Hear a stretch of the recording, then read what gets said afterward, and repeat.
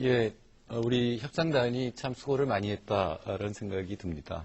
그래서 제가 사실은 예측을 뭐 여러 개를 했는데 그 중에 많이 틀린 부분이 관세 부분입니다. 그러니까 자동차의 3000cc 이하 승용차를 즉시 철폐했다는 것은 저는 뭐 대단한 성과라고 봅니다. 스스로 우리 김정은 대표도 제일 잘 된 게 자동차다 이렇게 얘기할 정도니까요. 근데 우리가 눈에 보이는 관세 인하 그리고 이제 수출 증가를 의미하니까 이것들을 얻기 위해서 비관세 장벽 부분을 너무 많이 내준 것이 아니냐라는 생각이 듭니다. 자동차 분야에서 2.5%의 관세 인하를 얻기 위해서 우리나라 세제 개편을 했거든요. 자동차 세제를 5단계를 3단계로 줄이고 그 다음에 특소세를 폐지하고 심지어 뭐 지금 제가 협정문을 오늘 전부가 다 그렇습니다만 협정문을 보지 못했기 때문에 정확하게 말씀은 못 드립니다만 미국이 80여 가지 제도 개선을 요구를 했다. 또 시장 점유율을 외국차의 20%가 될 때까지는 뭐 관세 인하를 안 해주겠다. 이 마지막은 좀 안 들어간 것 같습니다만 이러한 어떤 비관세 장벽 쪽의 이 변화 그것은 바로 우리나라의 법과 제도를 변화시키는 거죠. 미국 쪽이 유리하게 변화시키는 것이다. 라는 그런 것들이었고 다른 분야도 마찬가지입니다. 근데 이 우리나라의 비관세 장벽을 무너뜨리는 법과 제도를 변화시킨 것이 대부분 또 국민의 건강하고 또 연결된다는 게 또 문제가 있습니다. 예를 들어서 조금 전에 자동차는 이제 대형차의 소비를 유도하기 때문에 아무래도 이제 환경에 좋은 영향을 미치지 않을 것이고, 믿고 싶지 않지만은 정부 내부 문건에 보면은 이 섬유류와 LMO, 그러니까 유전자 변형 생물체를 바꾸는 이런 얘기도 나옵니다. 근데 유전자 변형 생물체는 한참 논란이 된 이 광우병에 못지않은 대단한 그런 문제가 있는 이런 것이기 때문에 이걸 만일에 바꿨다면 정말 큰일이다.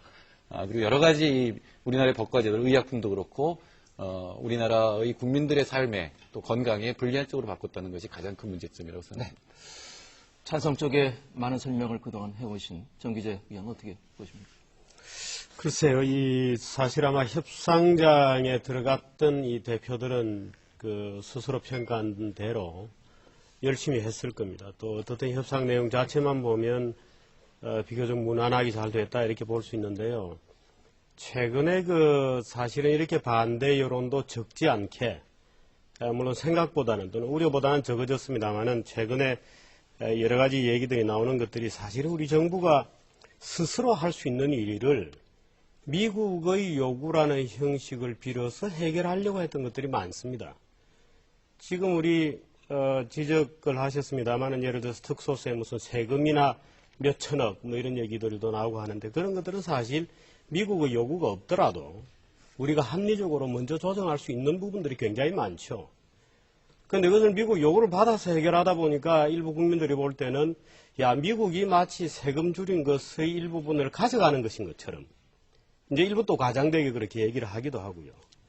예를 들어서 뭐 교육, 의료, 법률 다 마찬가지입니다만 우리가 미리 할 수 있는 것들을 사실은 미국의 이걸 통해서 뭔가 풀려고 했던 참여정부의 물론 이제 뭐 국내적으로 여러 가지 반발들이 있으니까 했겠지만 그런 것들이 오히려 일부 뭐 아주 극히 일부겠습니다만은 반미의식이라든지 또는 전체적으로 이 협상이 마치 미국이 일방적으로 요구하고 우리는 피해를 당하는 듯이 느껴지게 하는 그런 어떤 전체적인 협상의 구도는 상당히 문제가 있다고 저는 봅니다. 그러나 협상장 안에서 만들어낸 여러 가지 내용들이 적어도 현재까지 공개된 것으로는 비교적 균형을 잘 맞춘 충분히 우리도 나름대로는 받을 것은 받았다 이런 느낌을 받게 하죠.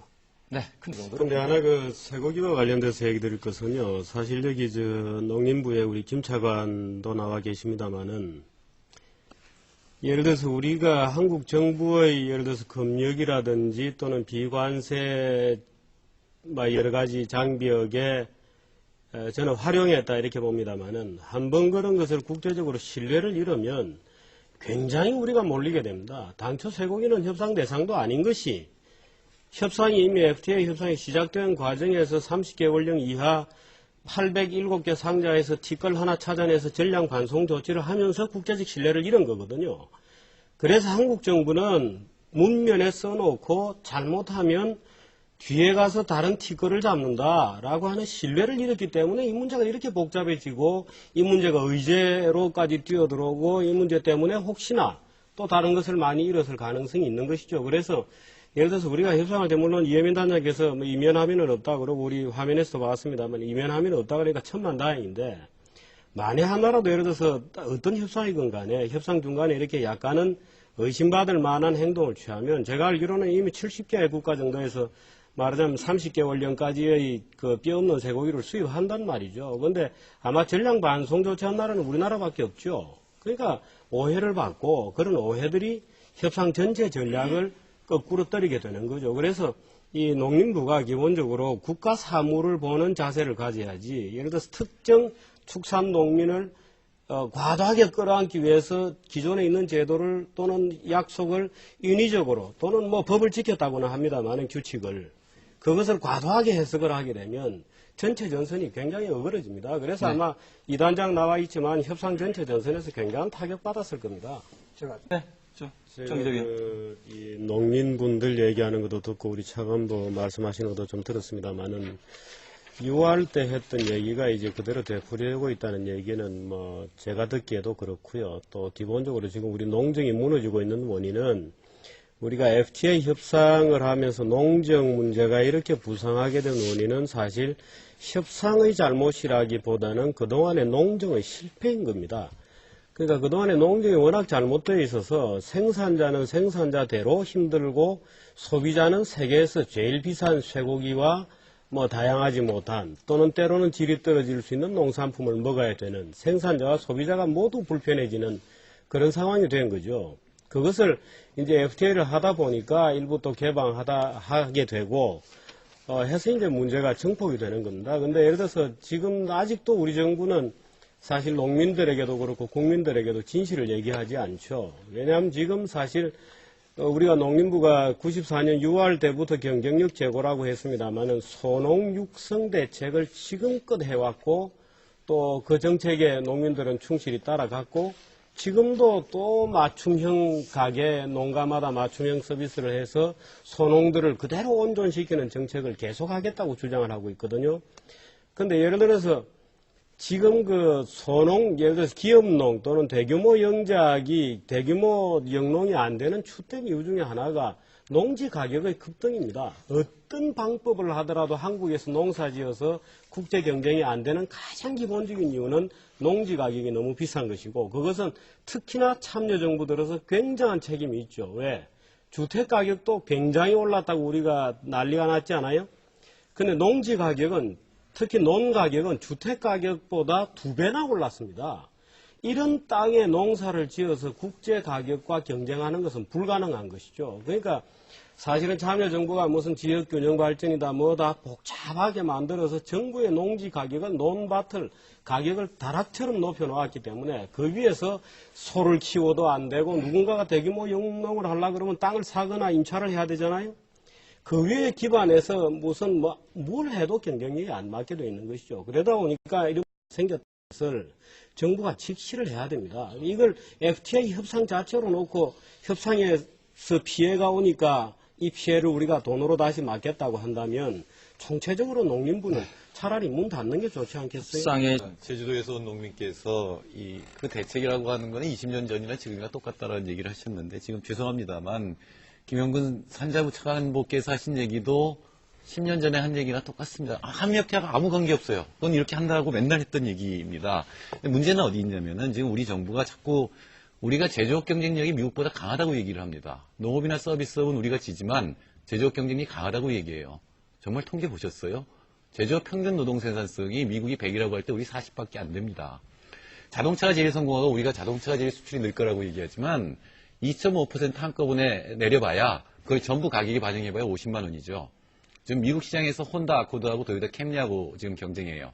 50만 원 내려서 정말로 우리 수출이 늘고 그러니까 소비자들이 캠리를 갖다가 소나타로 바꿔 탈 거냐? 저는 회의적입니다. 반대로 우리나라 8% 내리죠. 그리고 여러 가지 부대가 있어서 10%까지 떨어질 수가 있는데 그러면 도요타 캠리가 200만 원이 떨어져 들어옵니다. 이미 도요타 캠리는 미국 차예요. 원산지 기준 다 맞췄죠. 50% 넘어서 지금 75%까지 가 있습니다. 부품 비율이. 도요타 캠리 200만 원 떨어져 들어오면은 저는 소나타 절대로 안전하지 못하다고 봅니다. 즉 제일 잘 됐다는 자동차도 오히려 생산 기반이 약화될 수 있습니다. 섬유 지금 얀포드 85개 품목 줄인다 그랬다가 86개 품목 줄인다 그랬다가 5개 품목 줄였어요. 아크릴 리오셀 여성 재킷 남성 셔츠 비스코스 그거 수출 얼마나 되는지 아십니까? 이 5개 품목이? 거의 없습니다. 그 원산지 규정에서 얌포워드 제외시킨 그것이 정말로 이제 우리가 이익을 볼 부분인데 이 품목들 수출량이 거의 없기 때문에 실제로 섬유가 이익 볼 것이 없습니다. 물론 미국이 우리나라에 수출하는 게 없으니까 섬유는 뭐 그렇게 피해를 볼 것도 없지만 지금 정부에서 제일 이익을 볼 것이라고 하는 자동차와 섬유조차도 우리가 이익을 볼 게 없어요. 즉 아까 농업하고 연결시키면 어떻게 되냐면은 별로 이익 보지도 못할 제조업의 수출을 위해서 지금 농업을 희생시키는 이런 결과가 됐습니다. 두 번째로 정부가 한미 FTA를 하는 목표가 우리나라 제조업 경쟁력을 높여서 중국과의 경쟁에서 벗어난다는 거였어요. 서비스업 경쟁력을 강화시켜서 제조업 경쟁력도 강화시킨다고 그랬어요. 근데 아까 조금 전에 김용근 차관보가 조금 말씀을 하셨는데 실제로 우리나라 제조업이 피해를 볼 부분은 수입입니다. 수입은 8%에서 6% 관세가 붙어있기 때문에 상당한 피해를 볼 수 있습니다. 정밀화학 얘기하셨는데 일반 기계라든가 석유화학에서도 첨단 분야는 아마 타격이 있을 겁니다. 첨단 소재 부분이라든가 이런 부분은. 그렇게 되면 우리 제조업은 범용으로 특화하게 돼요. 조금 전에 범용 얘기도 하셨어요. 다 아시는 겁니다. 범용으로 특화하게 되면은 바로 그 부분이야말로 중국과 경쟁하는 부분이에요. 중국과 경쟁할 때 우리가 첨단 분야로 올라가야 우리가 중국의 추격을 뿌리칠 수 있는데 한미 FTA로 인해서 우리가 오히려 범용에 특화되는 겁니다. 그래서 중국하고 경쟁하니까 이제는 임금 경쟁 무슨 요소비용 경쟁으로 들어가게 되면 굉장히 불리한 겁니다. 한미 FTA는 우리나라 산업구조 전략하고 전혀 맞지 않습니다. 네. 사실 우리 정 교수 말씀대로 하면은 무역 자체가 자꾸 줄어들죠. 뭐 안 되는 것만 따지기 시작하면 되는 게 하나도 없이 되는 것이고요. 또 우리 김 차관 말씀하신 대로 하면은 그럴 바에는 안 한 게 낫다는 생각이 들 정도로 얘기를 좀 하시거든요. 근데 예를 들어서 그 제조업은 뭐 이익이 불확실하고 농업은 피해가 확실하고 이것도 저는 맞지 않다고 봅니다. 제조업이든 농업이든 해봐야 하는 것이고요. 또 FTA를 체결해서 바로 무슨 돈이 쏟아질 것 같으면 그런 FTA를 진작에 했겠죠. 다 어려움이 있는 것이죠. 그러나 우리가 어떻든 기본 룰을 좀 바꿔서 뭔가 돌파구를 뚫어보자는 것인데, 예를 들어서 산자부 같은 경우에 지금 무역조정지원기금 같은 거 2조 8천억 더 만들고, 조금 전에 농님이 얘기했지만 또 119조에다 더하기 분명히 또 플러스 알파에서 150조 이렇게 갈 건데요. 제가 볼 때는 아마 FTA 협상에서 제일 득보는 사람은 공무원일 겁니다. 예산이 지금 뭐 부르는 게 예산이에요. 부르는 게 예산. 피해를 계속 과장되게 얘기하고 그건 더군다나 오히려 정부가 잘하라고 채근하시는 반대파들이 더 지금 공무원들의 예산 투쟁에 앞장서 준다고 저는 보는데요. 반대 투쟁하면 할수록 예산은 불어나는 거죠. 공무원들도 등달아서 피해 과장되게 얘기하고 예산은 늘어나고 아니 산자부에서 무역조정지원기금이 왜 필요합니까? 구조조정이 필요하면 농림부에 노동부에서 이미 가지고 있는 기금들이 거기까지 듣겠습니다. FTA 협상 체결하고 나서 이런 현상들을 보십시오. 그러니까 지금 말씀하신 대로 규제 완화가 되고 투명성이 강화되면 정부가 권위적으로 무엇을 할 일이 없어져야 마땅하지요. 그런데 불행히도 피해가 과장되면서 정부가 할 일이 자꾸 많아지고 있거든요.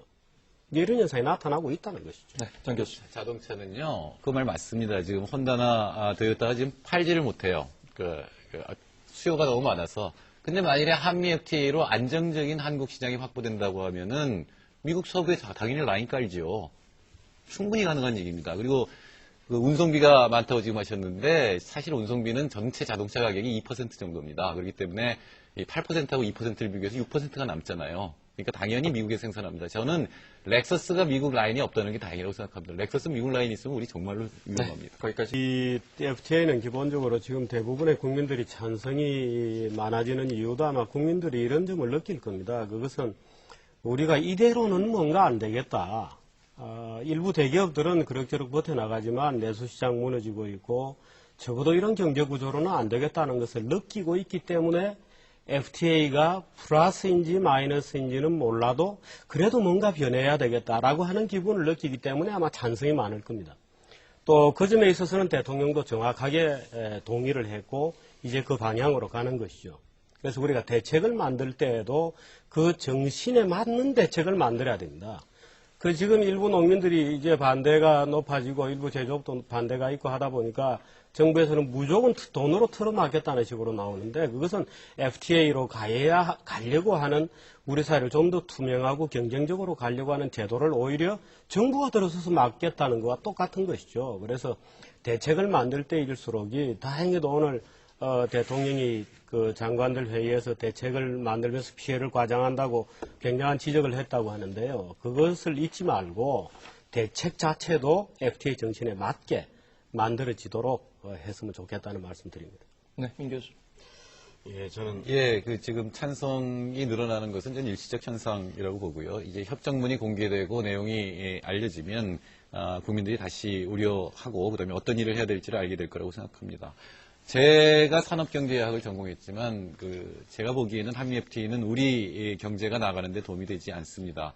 또 하나 우리가 알아야 될 것은 지금 미국이 요구하는 바를 알았죠. 그래서 우리가 내부를 얼마나 개혁해야 되는지 아까 정규재 위원께서도 얘기하셨지만 이대로 가면 안 된다는 것도 사실입니다.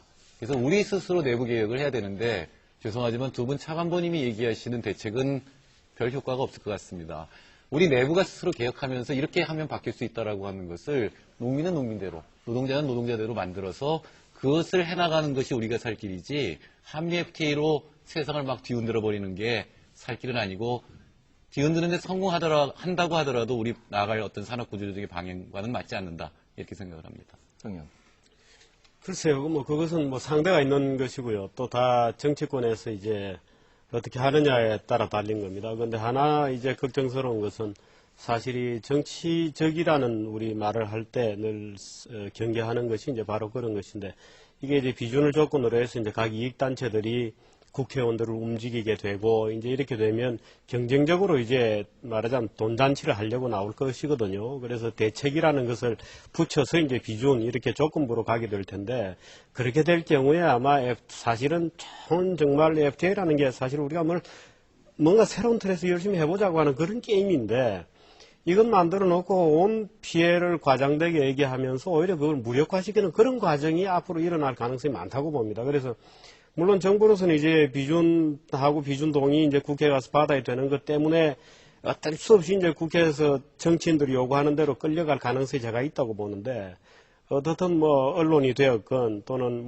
사회 여러 단체들이 되었건 그 과정을 잘 감시해 주고 하는 것이 중요하다고 봅니다. 그래서 너무 정치인들이 이 문제를 피해를 과장되게 얘기하면서 돈 문제로 몰아가 버리면 오히려 FTA 협상 안 한만 못하게 되는 그런 상황이 올 수도 있죠. 그래서 저는 비준 동의 절차까지 잘 될 거라고 봅니다만은 그런 부작용이 일부 있을 것으로 참 걱정이 됩니다. 정 교수는 잘 될 거로 보십니까? 예, 저는 돈보다는 인간다운 삶을 살 수 있는 그런 사회가 되어야 되는데 한미 FTA가 과연 그런 삶을 사는데 도움이 되는지는 의문입니다. 일단은 국회에서 이제 협정문이 공개되면은 그것을 철저하게 분석을 해야 될 것 같아요. 그러니까 미국에는 30개의 자문위원회에서 700명의 전문가가 이제 분석을 해서 이 의회 보고서를 내게 되어 있는데 현재 우리 국회는 조금 그런 면에서는 미흡한데 빨리 그동안 못했던 일을 한꺼번에 한다는 그런 의미에서라도 전문가들을 많이 초청을 해서 그 협정문을 분석을 해서 국민들한테 이게 어떤 내용이 있고 우리 경제에 어떤 영향을 미칠 것이고 국민들의 삶에는 어떤 영향을 미칠 수 있다는 걸 알린 다음에 국민들이 확실하게 의사를 표시하는 기회, 국민투표라도 좋고 다른 것도 있겠습니다만, 를 부여해야 된다고 생각합니다. 한미 FTA를 성공시키기 위해서라도 그 찬성이나 정부 측에서 국민들이 확실하게 내가 찬성해서 시행되는 정책이 만들 문제점, 한미 FTA 큰 정책이기 때문에 부작용이 많을 텐데, 그걸 감수할 수 있지만, 내가 모르는 상태에서 그냥 쑥 됐는데 나한테 피해가 오는 거는 참을 수 없죠. 그러니까 여러 가지 저항의 형태가 나타날 것이기 때문에 국민들의 의사를 묻는 그런 과정이 필수적이라고 생각합니다. 네,